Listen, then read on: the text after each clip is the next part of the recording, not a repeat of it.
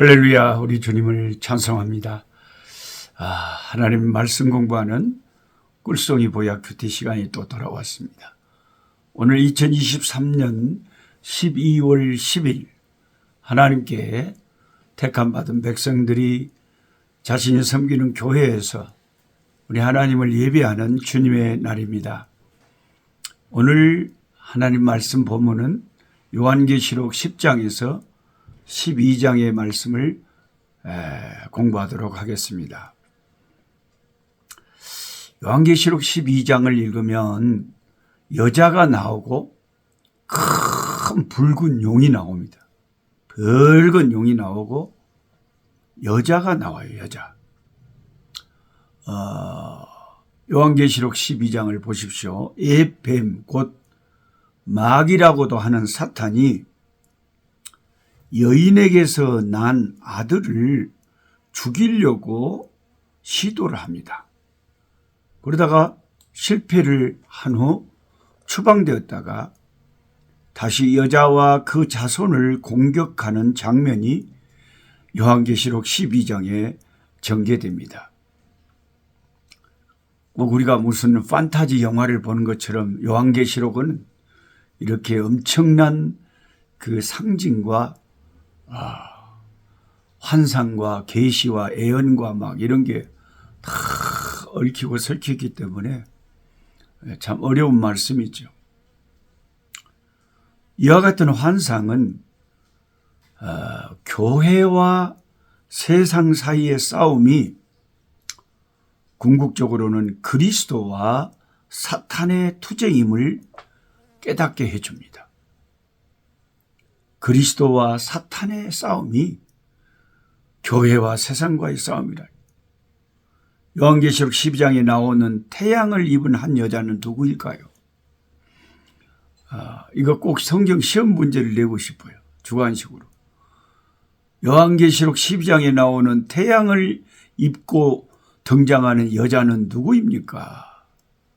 그 발 아래에 달이 있고 그 머리에는 12별의 면류관을 쓴 여자입니다.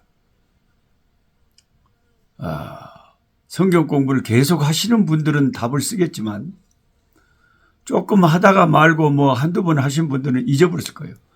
이 여자가 누군가? 이 여자의 정체. 대단하지 않습니까? 머리에는 12별 면류관을 쓰고 태양을 입고 그 여자의 발 아래에 달이 있습니다. 보통 여자가 아닙니다. 이 여자가 곧 사탄의 핍박을 받고 그 여자의 남은 자손이 핍박을 받는 이야기를 볼 때에 이 여자가 단순한 개인이 아님을 알 수 있습니다. 정답은 무엇이냐? 이 여인은 유대인과 이방인으로 구성된 새 이스라엘, 즉 모든 세대의 교회, 주님의 몸된 교회를 상징하고 있는 것입니다. 이 여인은 지상에 있는 주님의 교회라. 이처럼 교회를 여자로 표현하는 것은 다른 성경 구절에서도 우리가 종종 보아왔습니다. 고린도후서 11장 2절, 에베소 5장 25절, 교회는 주님의 신부라고 했죠. 신부가 여자 아닙니까? 네? 이 신부가, 이 여자가 태양으로 옷을 입은 것은, 태양으로 옷을 입었다는 것은 그 영광을 말하는 거죠. 교회의 영광스럽고 존귀함을 상징합니다. 그리고 그 발 아래 달이 있다는 것은 뭔가 발 아래에 뭔가를 받고 있다는 것은 권세를 말하고 있는 거 아닙니까? 권세. 교회의 영광과 교회의 권세를 상징하고 있습니다. 12별로 장식한 면류관을 쓰고 있는 것은 교회의 궁극적 승리자의 모습을 증가합니다. 교회가 결국 승리한다. 면류관을 썼다는 것은 항상 이긴 자, 승리자의 그건 상징이죠. 이 여인이 아이를 잉태해가지고 해산의 고통을 하는 것은 교회가 그리스도의 거룩한 백성들을 얻기 위해서 해산의 고통을 한다. 우리가 영혼을 구원하고 전도하고 사람들을 주께로 인도할 때에 사도 바울은 그것을 해산의 고통이라고 했지 않습니까? 우리가 엄마가 해산하면은 그 고통 속에서 아이의 생명을 얻게 한 것처럼 우리가 예수님을 전도해서 사람들을 예수 믿고 구원받게 하면 영혼의 해산을 한 거죠. 한 영혼을 탄생시킨 거죠. 여기에 머리가 7이요 뿔이 10개 달린 한 붉은 큰 용이 나타나가지고 해산하려고 하는 여자 앞에 서서 여인이 해산하는 그 아기를 삼키고자 합니다. 이 말씀을 통해 우리는 마귀는 처음부터 그리스도를 대적하고 항상 교회를 삼키려 하고 새로운 영혼들을 예수님 앞에서 신앙생활 제대로 못하도록 시험 들게 하고 교회에서 멀어지게 하는 참 무서운 이 큰 붉은 용의 세력, 무서운 원수임을 깨우치게 합니다. 요한계시록 12장 5절 6절에 보면 여자가 낳은 아들은 시편 9절에 나오는 오늘날 내가 아들을 낳았도다 하는 주 예수 그리스도를 말하는 것입니다. 장차 철장으로 만국을 다스릴 우리 주님, 이 땅에 오신 예수 그리스도를 말하는 것입니다. 성경은 다른 곳에서도 예수 그리스도를 여인의 후손으로 종종 묘사합니다. 여자가 낳은 아들, 여인의 후손. 창세기 3장 15절, 갈라디아 4장 4절. 이런 말씀에 보면 여인의 후손으로 주께서 메시아가 오실 것을 말씀하셨지 않습니까? 그러니까 요한계시록 12장 5절 6절에서 여자가 낳은 아들은 예수 그리스도를 말씀한다. 결국 그 아이를 삼키고자 하는 계획이 좌절이 됩니다. 사탄은 여자를 이제 교회를 핍박하게 되고 여자는 아이를 양육하기 위하여 하나님이 예비하신 광야에서 1260일 동안 도피 생활을 합니다. 성경에 1260일이 다니엘서에서도 나오고 계시록에서도 나오죠. 근데 이거 1260일을 달로 말하면 연과 달로 말하면 3년 반입니다. 7년 환란을 반으로 잘라서 3년 반에 해당하는 그 일자가 1260일이라는 거죠. 이는 교회가 주 예수 그리스도를 위하여 환란과 핍박을 1260일 동안 받는데 그 환란 속에서도 하나님의 날개 그늘 아래서 안전하게 보호를 받는다. 그리고 영구히 주님의 교회는 승리한다. 이 3년 반 1260일이라는 제한적인 기간 동안 지상의 교회가 사탄에게 예수님 때문에 하나님의 아들 때문에 예수 믿는다는 그것 때문에 우리가 환난과 핍박을 받는 것이죠. 이번에 저희 중남부 아프리카 한국 선교사 선교 수련회가 열렸는데 마지막 날 미국 워싱턴 사김의 교회에서 오신 김영복 목사님께서 말씀하실 때에 예수님의 스티그마를 사도 바울이 가졌다고 갈라디아서 6장 마지막 절에 말씀하셨다는 거죠. 스티그마라는 것은 그 상처, 흔적을 말해요. 흔적. 우리가 상처를 딱 이렇게 입으면은 나중에 지나면 그게 상처가 이제 흔적이 돼서 남아있잖아요. 사도 바울이 뭐라고 하냐면 나를 괴롭히지 말라. 내 몸에는 예수의 흔적이 있다. 그것을 어떤 사람들은 이제 막 거품을 입에 물고 막 쓰러져서 막 이런 그런 환자 있잖아요. 그런 병. 예. 옛날에 제가 가까이 하던 우리 형제가 그런 병이 있었는데 이 형제는 긴장이 되거나 스트레스를 받거나 이러면 막 발작을 해요. 그 얼마나 우리가 옆에서 안타까운지 몰라요. 그리고 좀 지나면 무슨 일이 있었는가 하고 자기도 너무 창피하고 부끄러워가지고 그렇게 멀뚱하게 일어나요. 너무 무서운 병이에요. 근데 많은 성경학자들은 바울 사도가 그런 병을 가지고 있었다는 거예요. 그럼 얼마나 하나님 앞에 이거 고쳐달라고 기도했겠습니까? 그런데 하나님은 안 고쳐주셨어요. 그 병든 상태, 너의 그 약한 것이 오히려 내 능력이 더 강하게 나타나게 하는 통로라고 하면서 바울은 평생 그 질병을 안고 살았다. 여러분, 어떤 이상한 부흥사들은 기도하면 다 들어준다고 말을 그렇게 함부로 합니다. 사도 바울이 기도를 했는데도 하나님 안 들어주셨잖아요. 예수님께서 겟세마네 동산에서 이 잔을 내게서 지나가게 해달라고 기도하셨지만 하나님 안 들어주셨잖아요. 하나님의 뜻과 내 기도 내용이 틀리면 아버지 뜻대로 되는 것이지 내 기도대로 다 되는 건 아니잖아요. 기도의 능력을 너무 강조하기 위해서 성경에 없는 말까지 우리도 모르게 막 해버린 경우가 있는데 다 응답 주십니다. 믿습니까? 그러면 아멘 하고 뭔 생각도 안 하고 성경을 모르니까 막 그러는데 바울 사도 같은 그런 위대한 능력의 하나님의 종도 그런 무서운 육체의 질병을 가지고 평생을 고생하며 살았다.